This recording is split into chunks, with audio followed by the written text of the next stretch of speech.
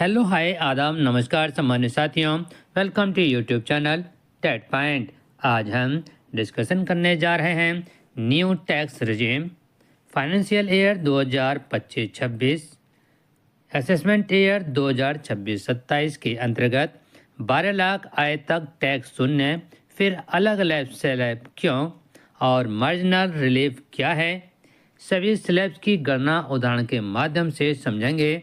और rebates 87A क्या है, इसका लाभ कैसे प्राप्त कर सकते हैं, और उपकर अर्थात सेस और स्टैंडर्ड डिडक्शन क्या है, इन सभी बिंदुओं पर हम डिस्कशन करने जा रहे हैं। यदि आपको वीडियो पसंद आए तो लाइक करें, सब्सक्राइब करें, बेल आइकन को प्रेस करें ताकि नोटिफिकेशन आपको सर्वप्रथम प्राप्त हो सके, और शेयर भी करें। शेयर करने से ज्ञान घटता नहीं, ज्ञान बढ़ता है। साथ ही यदि आप हमारे यूट्यूब चैनल के व्हाट्सएप ग्रुप और टेलीग्राम ग्रुप से जुड़ना चाहते हैं तो आप इस वीडियो के डिस्क्रिप्शन बॉक्स में जाकर के लिंक के माध्यम से जुड़ सकते हैं। तो चलते हैं आज की वीडियो के शीर्षक की तरफ। तो चलिए एक बिंदु इसमें और ऐड कर लेते हैं। मान लेते हैं 12 लाख तक टैक्स शून्य है, तो 12,10,000 की आय पर टैक्स 61,500 क्यों? क्योंकि 10,000 ही तो बढ़े, तो 10,000 पर 61,500 कैसे बढ़ेंगे, तो इसको भी हम स्पष्ट करेंगे। और साथ ही हम कुछ इसमें परिभाषाएं लेंगे जिनके बिना हम इस नई टैक्स रिजीम हो या पुरानी टैक्स रिजीम हो नहीं समझ सकते। और इसमें बिजनेसमैन और सैलरी पर्सन दोनों को साथ लेकर चलेंगे और कुछ उदाहरण लेकर भी चलेंगे प्रत्येक स्लैब का। तो ये वीडियो बड़ी हो सकती है, लेकिन आप धैर्य बनाए रखें। तो बढ़ते हैं नई टैक्स रिजीम के अंतर्गत। तो पहले इसमें टैक्स समझ लेते हैं। टैक्स स्लैब कितनी है और कितने कितने का है, कितने प्रतिशत लगेगा। तो ये प्रथम स्लैब 4 से 0 से 4 लाख है, तो इस पर 0% लगेगा। 4 से 8 लाख है, इस पर 5% लगेगा। 8 से 12 लाख है तो इस पर 10% लगेगा। 12 से 16 लाख है तो इस पर 15% लगेगा। 16 से 20 लाख है, इस पर 20% लगेगा। और 20 से 24 लाख यदि आपकी इनकम है तो इस पर 25% लगेगा। और इसी तरह से 24 लाख से यदि आपकी अधिक इनकम है तो उस पर 30% लगेगा। तो ये हमारी स्लैब है, लेकिन इसमें ऐसा नहीं है कि इसमें जो इसमें सामने दिया हुआ है उसकी ऐसे ही गुणा कर दिया जाएगा। यहाँ दूसरी स्लैब तक तो हम ऐसा कर सकते हैं, लेकिन आगे इसमें डिफरेंस है और इसमें अलग अलग शर्तें हैं। तो उन्हीं चीज़ों को हम आगे समझने की कोशिश करेंगे। आगे बढ़ते हैं। पहले एक छोटी सी परिभाषा समझ लेते हैं जिसको समझना आवश्यक है। एक उपकर होता है और किसी भी टैक्सेबल अमाउंट, जब हम टैक्स की गणना करते हैं तो एक टैक्सेबल अमाउंट बनता है और उस टैक्सेबल अमाउंट पर सरकार फिर दोबारा एक 4% का टैक्स लगाती है, जिसे क्या कहते हैं, उपकर कहते हैं। तो किसी भी टैक्सेबल अमाउंट पर 4% जोड़कर सरकार टैक्स लेती है और कर के ऊपर लगने वाले कर को उपकर कहा जाता है। मान लीजिए एक उदाहरण ले लेते हैं। 1,000 रुपये आपका टैक्सेबल अमाउंट बना, तो सरकार उस पर 4% और कर लगाती है, अर्थात 1,000 आपका टैक्सेबल अमाउंट, 4% 40 रुपये। तो आपको जो देना होगा वो 1,040 रुपये टैक्स देना होगा। इस उपकर को हम टैक्स पर 4% लगा देते हैं और इसको हम प्लस कर देते हैं। ये कंडीशन समझ लेते हैं यहाँ पर। तो नए टैक्स रिजीम के अंतर्गत 0 से 4 लाख पर 0% लगेगा, तो टैक्स अमाउंट भी कितना बनेगा, 0 बनेगा। दूसरे स्लैब है हमारा 0 से 8 लाख पर कितना लगेगा टैक्स, 5%। तो इसमें 20,000 आपका टैक्स लगेगा। तीसरा स्लैब है हमारा 8 से 12 लाख, तो इस पर 10% लगेगा और हमारा टैक्स जो अमाउंट बनेगा वो बनेगा 40,000। इस तरह से 60,000 ये बन जाता है।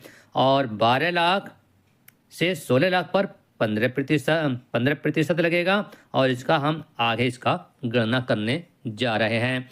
एक उदाहरण ले लेते हैं। तो यहाँ उदाहरण लेते हैं, एक गोपी है और गोपी की वार्षिक आय 12,75,000 है। तो उस पर टैक्स की गणना करेंगे तो उसका टैक्स क्या लगेगा। तो सबसे पहले हम क्या करते हैं, 12,75,000 में से 75,000 डिडक्शन, स्टैंडर्ड डिडक्शन कर देते हैं। उसमें से 75,000 को कम कर देंगे। तो यह हुआ कितना है हमारा 12 लाख। और उसके बाद इस 12 लाख को हम स्लैब में बांट लेंगे। लेकिन इससे पहले हम स्टैंडर्ड डिडक्शन को समझने की कोशिश करते हैं। मान लीजिए सरकार सभी स्लैब पर निश्चित धनराशि स्टैंडर्ड डिडक्शन देती है। जैसे इस बार घोषित किया सरकार ने 75,000 रुपये।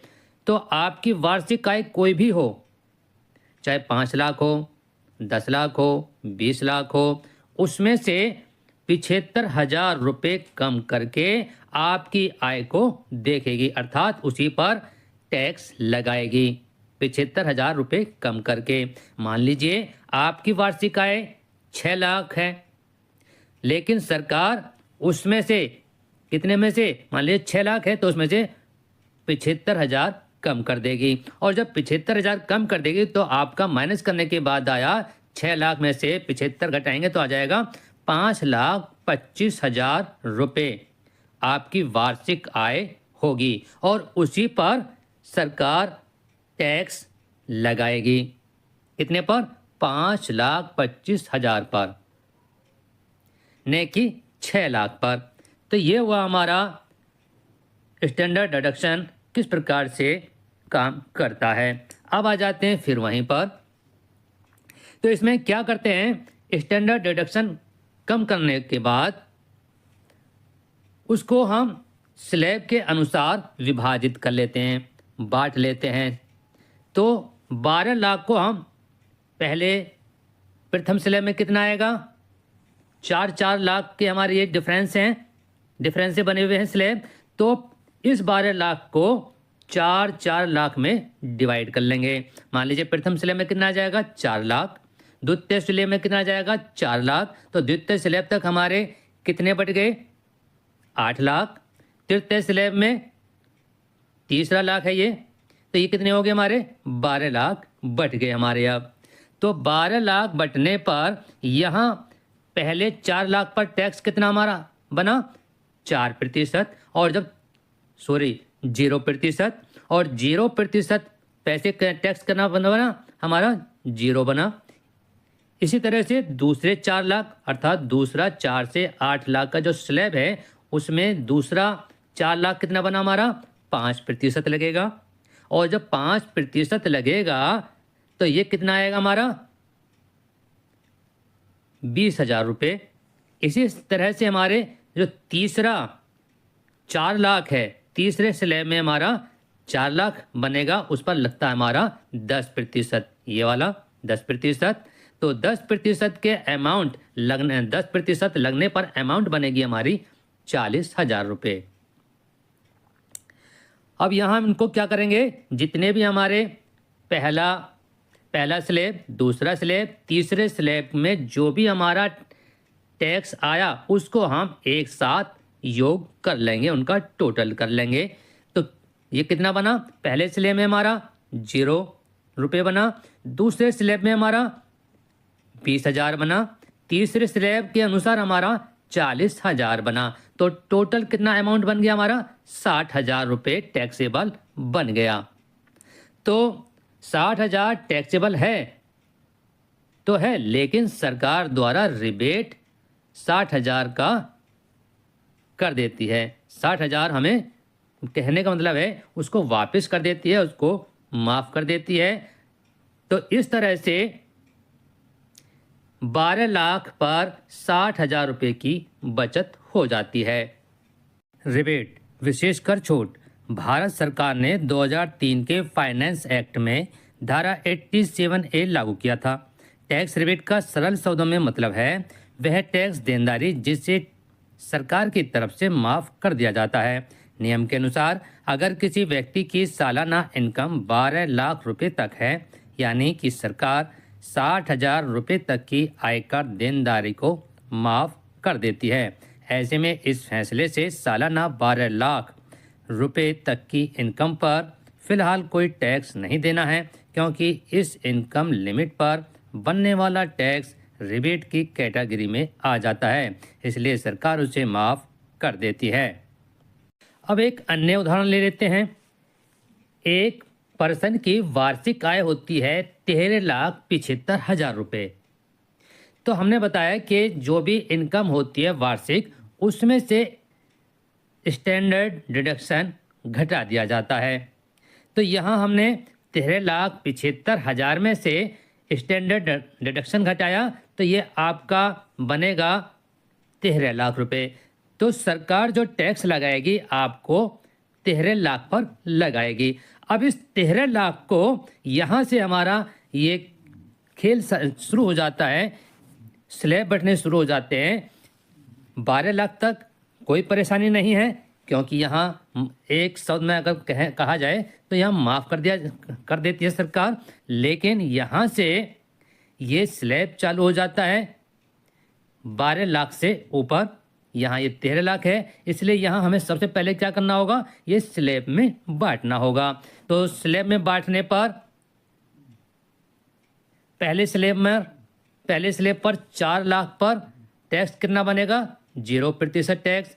तो टैक्स कितना बनेगा रुपए, 0 टैक्स बनेगा। दूसरे 4 लाख पर टैक्स 5% बनेगा। तो पैसे कितने बनेंगे, टैक्स कितने का बनेगा, 20,000 रुपये का बनेगा। इसी तरह से तीसरे 4 लाख पर टैक्स 10% का लगेगा। तो कुल टैक्स कितना बन जाएगा इस तीसरे स्लैब में, 40,000 का। अब हमारा यहाँ तक 12 लाख बढ़ चुके हैं तीसरे स्लैब तक। अब चौथे स्लैब में जो आता है हमारा 8 से 12 और 12 से 16 के बीच में जो स्लैब चलता है वो 12 से 16 का होता है, और उसी स्लैब के अंतर्गत हमारा 13वां लाख आता है। अर्थात जो 1 लाख बचता है वो हमारा 12 से 16 के स्लैब में आता है। अब 12 से इसमें कितना प्रतिशत लगेगा, 15% लगेगा। तो इसकी गणना कर लेते हैं। अब चौथे स्लैब में 13 लाख वाला आता है, तो इस पर अर्थात 3 स्लैब तक 12 लाख हुआ, शेष कितना बचा हमारा, 1 लाख रहा। तो 1 लाख पर 15% यदि लगाते हैं तो कितना बना, 15,000 रुपये। अब 15,000 को हम क्या करेंगे, पहले स्लैब से चौथे स्लैब तक जितना भी हमारा टैक्स बना उनको यहाँ पर हमको टोटल कर लेते हैं। तो पहले स्लैब में कितना बना हमारा, 0 टैक्स बना। दूसरे स्लैब में 20,000 रुपये बना। तीसरे स्लैब में 40 बना। और चौथे स्लैब में हमारा जो 1 लाख पर 13वां लाख जो था, अर्थात 1 लाख पर 15,000 बना। इन सब का टोटल बना हमारा 75,000 रुपये। तो यहाँ पर 1 लाख बढ़ने पर 75,000 रुपये टैक्स देना होगा। तो यहाँ 75,000 पहले ही डिडक्शन कर चुके हैं, और यदि यहाँ बिजनेसमैन पर्सन है तो उसे डिडक्शन नहीं मिलता है। यहाँ है आपका एक पर्सन के 12,10,000 वार्षिक आय है, अर्थात यहाँ 12,10,000 स्टैंडर्ड डिडक्शन अर्थात 75,000 रुपये घटाने पर 12,10,000 यहाँ हमने ये दिखाया। इस चीज़ को आप ध्यान रखेंगे कि ये 12,10,000 आपको प्रदर्शित हो रहे हैं, ये 75,000 डिडक्शन, स्टैंडर्ड डिडक्शन घटाने के बाद 12,10,000 यहाँ पर हैं ये। तो पहले स्लैब पर 0%, तो 0 रुपये लगेगा। और सेकंड स्लैब पर कितना बनेगा हमारा, हम ऊपर कर चुके हैं तो ज़्यादा गणना करने की जरूरत नहीं है, 20,000। तीसरे स्लैब पर कितना बनेगा हमारा, 40,000। और थर्ड में हमारा कितना बनेगा, थर्ड में हमारा कितना बनेगा, ये हमारा, इसको हमें गणना करनी है। तो यहाँ सिर्फ हमारा एक कौन से 12 से 16 के स्लैब में यहाँ आते हैं, क्योंकि यहाँ हमारा अगर 1 रुपया भी बढ़ जाता है तो यहाँ पर इस स्लैब में आ जाएंगे। तो देखते हैं कि 10,000 के बढ़ने पर कितना हमारा टैक्स बनेगा। तो यहाँ हमारा 10,000, और 10,000 पर हम 15 से 16 के स्लैब पर कितना बनेगा, 15%।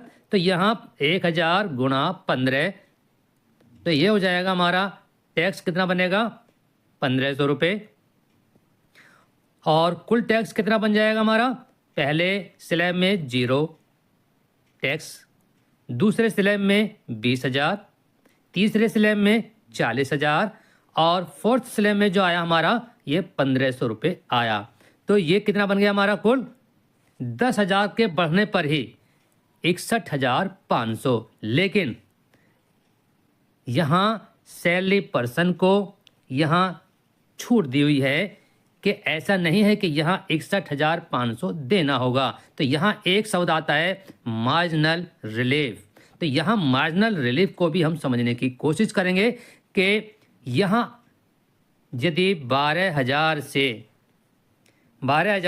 1 रुपया भी बढ़ जाता है तो कहाँ तक मार्जिनल रिलीफ मिलेगा और कितना मिलेगा, चलते हैं देखते हैं। मार्जिनल रिलीफ, मामूली राहत, जिसे हिंदी में कहते हैं मामूली राहत, लगभग 12,75,000 रुपये तक की आय पर उपलब्ध होती है। यहाँ ध्यान देने वाली बात यह है कि 12 लाख के ऊपर इनकम 1,000, लेकिन टैक्स भरेगा टैक्स पेयर 60,150 रुपये। इसी समस्या को सॉल्व करने के लिए मार्जिनल रिलीफ नियम का प्रावधान किया गया है।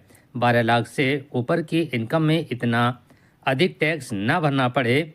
अब करना यह है कि 12,01,000 पर टैक्स की गणना करनी होगी। टैक्स बना 60,150।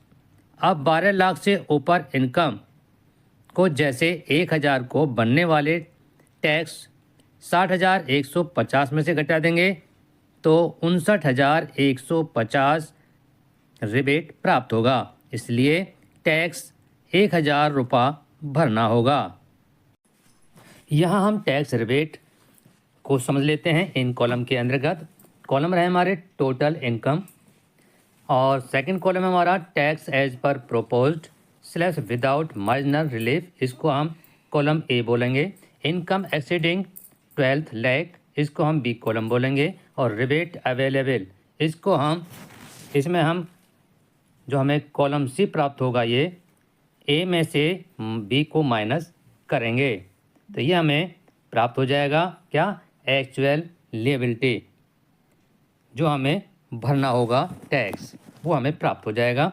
अब यहाँ पहले उसमें देख लेते हैं। मान लीजिए हमारी इनकम है 12 लाख, इस पे टैक्स लगा 60,000, और ऊपर की आमदनी हमारी कोई नहीं है क्योंकि 12 लाख है, तो ये रिबेट भी इस पर 60,000 का मिलेगा। तो ए को बी से माइनस करा जाएगा, अर्थात तो ये हमें मिलेगा नील।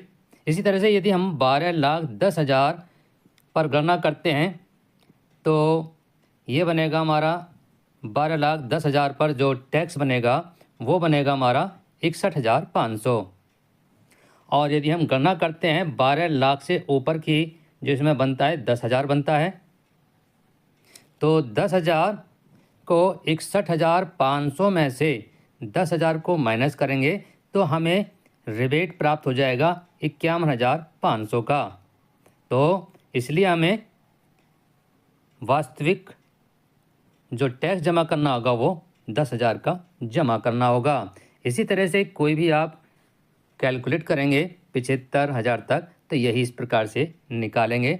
अब यहाँ नीचे आ जाते हैं, यहाँ आ जाते हैं हमारा जैसे 12,17,588, तो यहाँ टैक्स बन रहा है इस पर 70,588 और 12 लाख से ऊपर कितनी इनकम हमारी 70,588। तो ए 70,588 में से 70,588 को माइनस करेंगे तो ये हमारा रिबेट आ जाएगा माइनस, इसलिए हमें पूरा जमा करना पड़ेगा 70,588। इसी तरह से यहाँ देख लेते हैं 12,75,000 और इस पर पूरा टैक्स बनता है हमारा 71,250 और जो 12 लाख से ऊपर जो धनराशि है वो हमारी 75,000। तो हम ए को बी से माइनस